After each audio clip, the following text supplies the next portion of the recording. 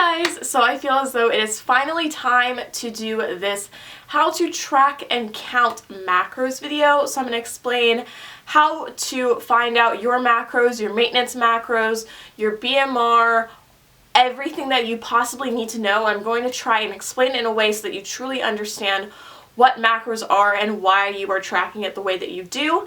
It's easy enough to find your macros, but I find it's very important to know why they are your macros and all the elements and everything that goes into tracking them and how you can change them to fit your goals. So this video may be a little long, but please, I'm begging you, watch the entire video before you guys ask me any questions, because if you ask me anything that I mentioned in the video, I'm not going to respond to you.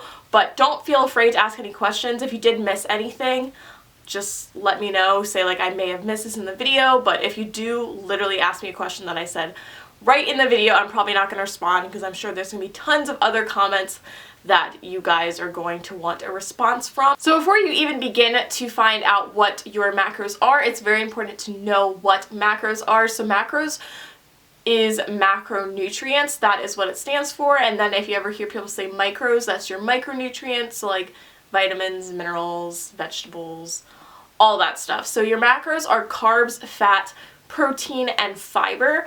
I personally do not track my fiber because I just know that I get enough fiber, but you can track it if you want to. I'm not going to tell you guys how to track that in this video just because I don't track fiber and I don't think it's that important, because it's pretty easy to get your daily fiber intake. I don't remember what the number is for your average person, but you could probably look it up online if you are interested. Now, before you even find out your macros, I say it is a great idea to just track your food for a day. You can either use MyFitnessPal or you can use the app that I use. I use the My Macros Plus app, which I've talked about a few times. It doesn't have as much in this database as MyFitnessPal. MyFitnessPal literally has anything. If you look something up, chances are somebody has plugged it in there and has it for you. The first thing that I would do is just go ahead and track your macros for the day. Don't have a set goal of macros, just track all of the food that you eat in a normal day. And I think for MyFitnessPal, I think you have to pay to see your macros. I'm not positive, so if you guys know, let me know. But the reason why I use the My Macros Plus app, which I'm not sponsored by the way, is because it's free and it's just automatically based on your macros. Just plug in all of the food that you eat and just get a good look at what your macros are for a daily basis for maintenance most of the time. If you are starting to track macros and you haven't started your fitness journey or you don't have any fitness goals at the moment, this is going to be easiest for you. And this should not make you feel bad or make you feel like, oh my god, I'm eating too much or I'm eating too less. This is really just going to be a nice guideline to get you started so that you can see like what the serving sizes are that you're eating. So the first step to finding your macros is to find your maintenance calories. And the reason why you're finding your calories is because your calories is going to be the breakdown of your macros. So you always want to find your calories first. I don't even think it's possible to find your macros without finding your calories. So I wrote everything down in this little notebook so I can go through and not start rambling as per usual. I usually say this in all my videos where I'm trying to be educational, because I start rambling a lot. So the first thing that you're going to do is find your BMR, and your BMR is your basic metabolic rate. So basically the rate that your metabolism runs in order for you to just live as a human being. So if you were to just lie down in your bed all day, do absolutely nothing, burn no calories, this is the amount of calories that you need to just survive. So if you are an avid watcher of any of my YouTube videos, you guys know that I always tell you guys not to copy my macros for many reasons, but this first step is number one, your basic metabolic rate. This is based off of your height, your weight, your age, and what gender you are. So I will have this calculator down below because it's pretty easy, it's pretty accurate. So this will give you a rough estimate of what your BMR is.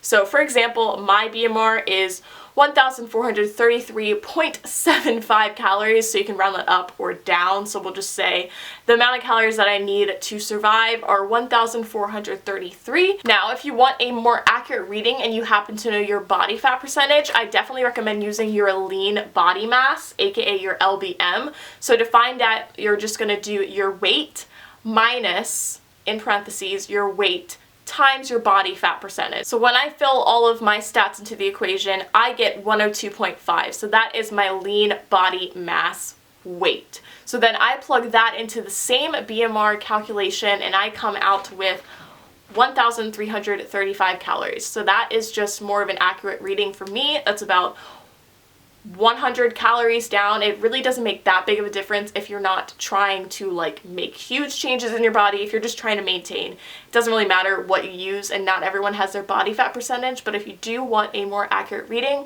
I would definitely recommend using your body fat percentage. So now you're going to go ahead and find your activity factor using that BMR number that you just found. So there are a couple different activity factors that you could fall under. So there's sedentary, which is if you do little or no exercise, and then you have lightly active, which is if you do light exercise 1 to 3 days a week. If you're moderately active, moderate sports 3 to 5 days a week. Very active is going to be if you work out like 6 to 7 times a week. And then if you are extra active, which is probably nobody, because I don't know who has all this time on their hands.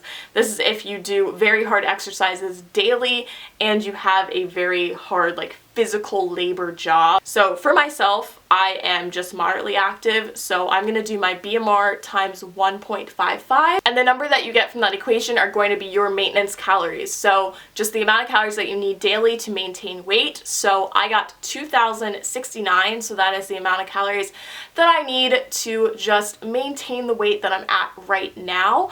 And keep in mind that I used my lean body mass for that. So if you don't use your lean body mass, the number will be a little higher. So you can always lower down your macros as you go. So now you're going to actually find your macros. Finally, I know there's so many steps before that. I just want you guys to truly understand like how you are finding these macros. So finding macros, in my opinion, is the easiest part. So basically, your protein is 0.8 to 1 gram per body weight, aka pounds. If I'm 125 pounds, I want to have at least 125 grams of protein. Now, there are some people who say you don't need this much protein, but I never think there's any harm in having more protein than you think you may need. And then your fats also break down. So for fats, you're going to need at least 0.4 grams per your body weight. So same type of equation. So I would need at least 50 grams of fat to maintain. So to find your carbs, you're essentially just finding whatever is left over. So like I said, your protein is ×4 per calorie. Your fat is going to be ×9, and your carbs is going to be ×4. So once you find your protein and your fats, my protein is going to be worth 500 of my calories. My fats is going to be worth 450 of my calories. Now you're just going to divide the amount of your fats and your protein, which for me is going to be 950, divided by 4 because you're trying to find your carbs, and your carbs is ×4. So I end up with 238 grams of carbs. So my ending macros for maintaining my weight will be 125 grams of protein, 50 fat, and 238 carbs. And then if you don't want to maintain weight and you want to gain weight, you're going to add 300 calories, and then if you want to lose weight, you're going to subtract 500 calories. So you're going to be in a surplus if you're trying to gain weight, so your calories are going to go up, and you're going to be in a deficit if you're trying to lose weight, so your calories are going to go down. So you do the same exact equation for that. You just add on or subtract those calories, and then you find your macros. So that is how I find my macros. For changing your macros, which I think is the hardest part about all of it, I always say that you should just slowly cut or add more based on your goals. So 100 to 200 calories per week is usually a pretty good baseline, and I would try and keep your calories for at least 2 weeks at what they are before you change them too much, especially when you're starting out, just to see how much weight you gain or lose. But I hope you guys enjoyed this video. I hope it was helpful. Everyone has been asking for this for months, so I thought I would finally sit down and film it. I'm sorry if it was really long, but if you guys did enjoy it, please give it a thumbs up and share it with anyone who it may be helpful for. helpful for. Does that make sense? Beneficial to? Words. So I'm gonna get out of here now, and I'll see you on my next video. I love you. Bye.